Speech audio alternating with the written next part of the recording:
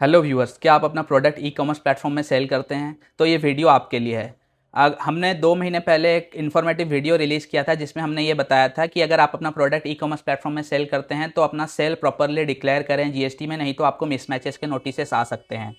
अभी चल रहा है मार्च और अप्रैल शुरू हो गया है, तो मार्च महीने में बहुत सारे ऐसे सेलर्स को ऑलरेडी इस टाइप के नोटिसेस इशू हुए हैं जिस पे ये बताया गया है कि आप अपना जो सेल है आपने गलत डिक्लेयर किया था, तो आपको विथ इंटरेस्ट और पेनल्टी के साथ उसको जमा करना है। तो आप अपना जीएसटी पोर्टल लॉगिन करके ये चेक कर लें कि आपको इस टाइप के कोई नोटिसेस आए हैं क्या, क्योंकि आप इस टाइप के नोटिस को बिल्कुल भी इग्नोर ना करें, क्योंकि अगर आप इसका रिप्लाई फाइल नहीं करते हैं तो ये नोटिस ऑर्डर में कंफर्म हो जाएगा। एक बार अगर ऑर्डर में कंफर्म हो जाता है तो आपको अपील में ही जाना होगा। अगर आप अपील में भी नहीं जाते हैं तो फिर आपका बैंक अकाउंट अटैचमेंट भी हो सकता है, क्योंकि फिर रिकवरी प्रोसीडिंग शुरू हो जाती है। और सबसे जो इसमें शॉकिंग चीज़ ये है, डिपार्टमेंट इस टाइप के नोटिस को सेक्शन 74 में इशू कर रहा है। 73 में नहीं करके 74 में कर रहा है। तो ये भी काफ़ी मतलब एक प्रॉब्लमेटिक है, क्योंकि अगर 74 में कोई भी नोटिस इशू होता है तो उसमें ये माना जाता है कि ये मतलब फ्रॉड का केस माना जाता है कि आपने जानबूझ के इस टाइप के मिस्टेक किए हैं। तो आप ये गलती ना करें, इसको इग्नोर बिल्कुल भी ना करें। अपना जीएसटी पोर्टल लॉगिन करके इसको चेक कर लें और अगर इसका प्रॉपरली रिप्लाई फाइल करें। 30 डेज़ का आपको टाइम मिलता है रिप्लाई फाइल करने का। अब आप इसका रिप्लाई फाइल करवाएं सही तरीके से।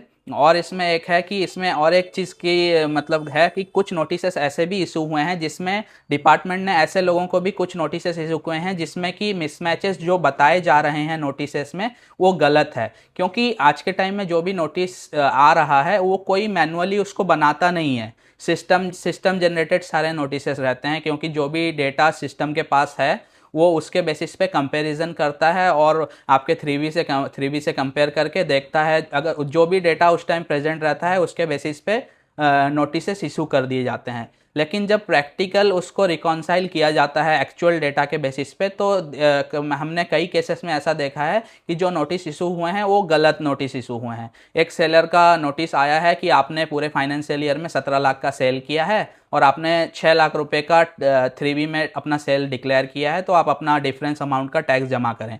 जब हमने उनके पूरे साल का रिपोर्ट हमने रिकॉन्साइल किया तो हमें ये पता चला कि हमने जितना 3V में डिक्लेयर किया है हमारा एक्चुअल सेल उतना ही है। डिपार्टमेंट ने जो सेल बताया है नोटिस में वो गलत डेटा उन्होंने कहीं से फेच किया है। तो अगर इस टाइप का आपका केस है तो उसका भी प्रॉपरली आप अगर रिप्लाई देते हैं तो आपकी प्रोसीडिंग ड्रॉप हो जाएगी। अगर आप इसका रिप्लाई नहीं देते हैं प्रॉपरली तो फिर आपका ये डिमांड कंफर्म हो जाएगा। उस टाइम काफ़ी प्रॉब्लमेटिक होता है अगर एक बार डिमांड कंफर्म हो जाता है। तो आप अगर इस टाइप के आपके कोई नोटिसेस आए हैं तो आप हमें भी कांटेक्ट कर सकते हैं। हम आपके लिए रिप्लाई बनाएंगे और उसके जो भी हियरिंग्स हैं उसको हम सारा कंप्लीट करेंगे। तो आपका अगर इस टाइप का कोई नोटिसेस है तो आप हमारे नंबर पे व्हाट्सएप कर सकते हैं, कॉल कर सकते हैं। और एक चीज़ है कि आप अपना प्रॉपरली रिटर्न फाइल करें। आप इस गलतफहमी में बिल्कुल भी ना रहें कि अगर आप अपना रिटर्न नहीं आप अगर अपना सेल नहीं दिखाएंगे तो डिपार्टमेंट को ये पता नहीं चलेगा। क्योंकि जिन लोगों का भी टीडीएस टीसीएस वगैरह डिडक्ट होता है वो कोई भी सेल करते हैं तो डिपार्टमेंट को ऑलरेडी आप जहाँ पे सेल कर रहे हैं प्लेटफॉर्म ऑलरेडी रिपोर्टिंग करता है। आपके बताने नहीं बताने से कुछ नहीं होता। तो आपका जो भी सेल है वो प्रॉपरली आपके रिपोर्ट के बेसिस पे होना चाहिए।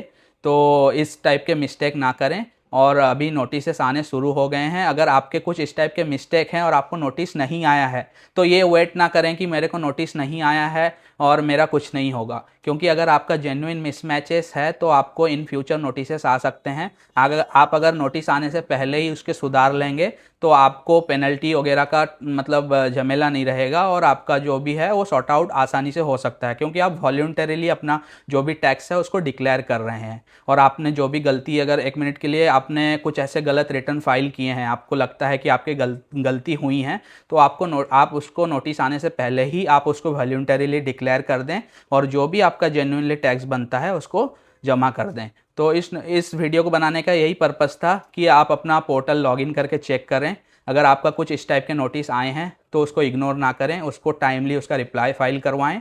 और अगर 1 मिनट के लिए आपका ऑर्डर कंफर्म भी हो गया है तो उसको सही तरीके से अपील फाइल कराएं, ताकि आपका जो भी ऑर्डर कंफर्म हुआ है वो जेन्युइन हो। क्योंकि बहुत सारे ऐसे गलत नोटिसेस इशू हुए हैं जिसमें कि अमाउंट ज़्यादा बताया गया है और एक्चुअल सेल जो है सेलर का वो कम है।